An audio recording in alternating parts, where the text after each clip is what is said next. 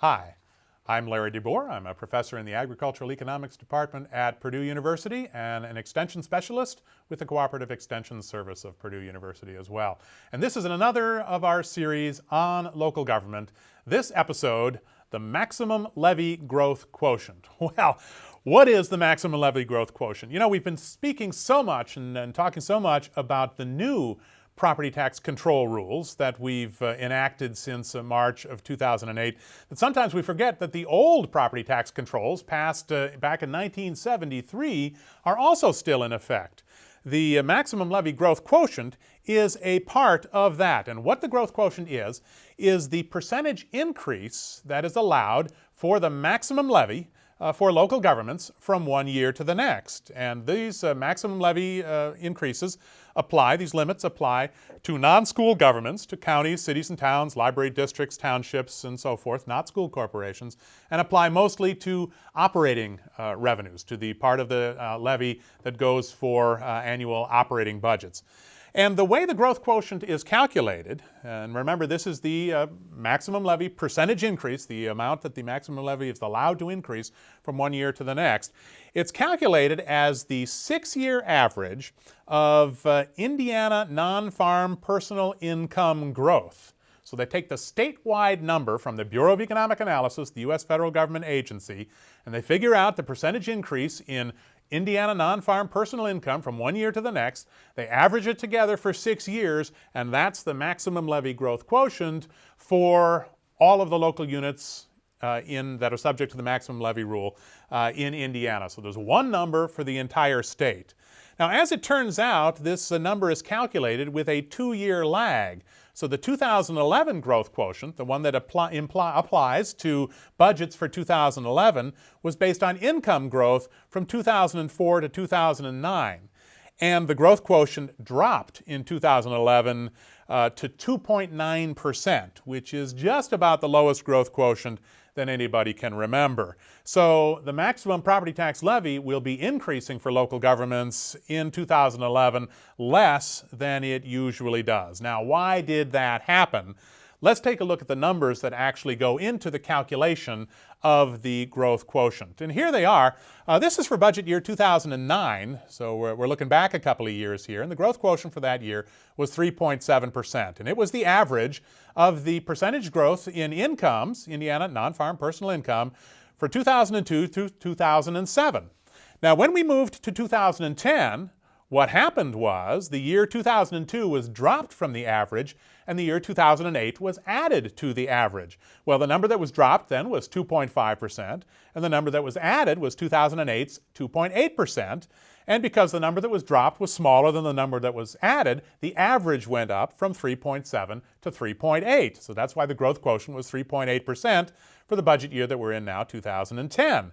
Well, what happens next year for budget year 2011 is we're going to, well, we dropped 2.5 and added 2.8, is we're going to drop 3.8% and we're going to add negative 1.5%. 2009 was the recession year for the nation and for Indiana, and income growth was actually negative, an income decline in 2009, and that's the first time in more than 50 years that that has actually happened.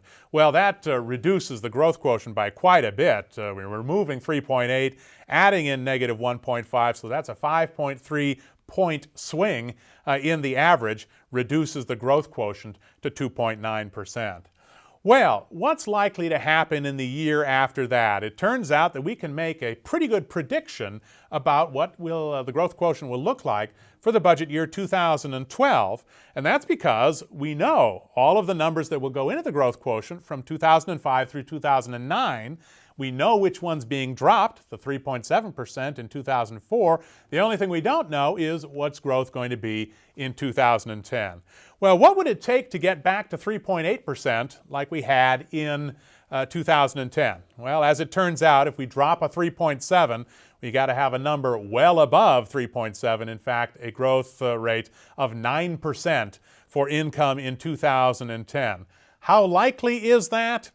Well, what I did was to take a look at the growth rates of Indiana non-farm personal income since 1960, and I adjusted it to 1% annual inflation. Took out the inflation rates that actually existed each year and then said, suppose inflation is 1%, which is about what it's likely to be here in 2010. And you see, these are the growth rates for every year for this whole 50-year period. How often does it hit 9%? Never. Never hits 9%. We haven't had 9% growth in this entire 50-year period.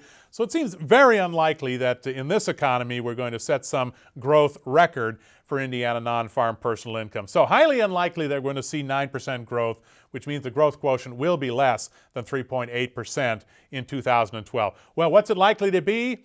We can lay out some possibilities. If we grow pretty well in 2010 at 7%, the growth quotient is 3.4. If we grow 5%, the growth quotient is 3.1%. If we grow only 3%, well, now we're dropping 3.7, the 2004 number, and adding in a 3, and that means the growth quotient for 2012 would actually be less than the 2.9% that we've got for 2011, would in fact be 2.8%. If we only grow 1% in 2010, the growth quotient is 2.4. And if we actually have a double-dip recession and have negative growth, as we say in the economics biz, if we actually have a decline in Indiana income of 1% in 2010, that will cut the growth quotient to 2.1%.